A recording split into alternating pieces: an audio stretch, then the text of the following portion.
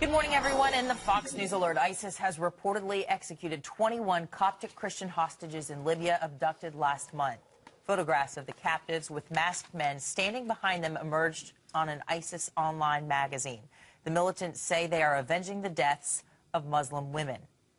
Joining us is Fox News religion contributor Father Jonathan Morris. Father, nice to see you this morning. How long is it going to take? What is it going to take, right? What can it take? Lauren Green reporting earlier that over 300 Christians killed every month in different regions of the world, one of the most persecuted groups in the world. What will it take? Well, we think of what it took for the international community to galvanize around some sort of action, airstrikes in Iraq. It took religious leaders and local leaders saying, hey, listen, we have to stop. Do you remember the words of Pope Francis, for example, stop them, which was suggesting military action, which is kind of, it's unusual for a Pope or others. I know Franklin Graham as well has been very outspoken, thank God, here in the United States about what's going on.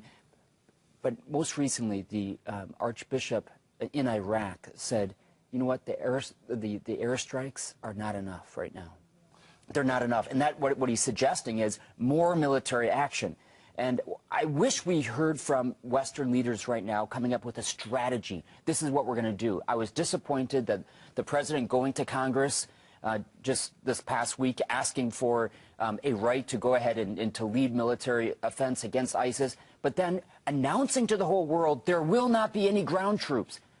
Do we want another ground troop war? Absolutely not. But do we want the president and other leaders to say, we're only going to do this? We are telegraphing the pass. We're saying we will not go as far as we need to go in order to stop ISIS. But what about the public opinion war? Every church in America, every Christian in America seems invested in saving some group or another around the world.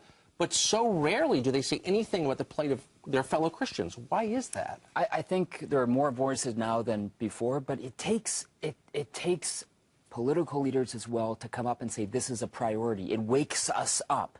It wakes us religious leaders up.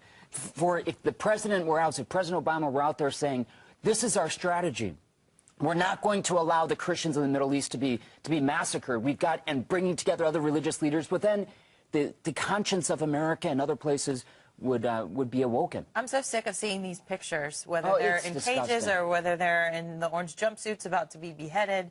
It's so awful to look at. Are we emboldening them by showing their propaganda? Perhaps, but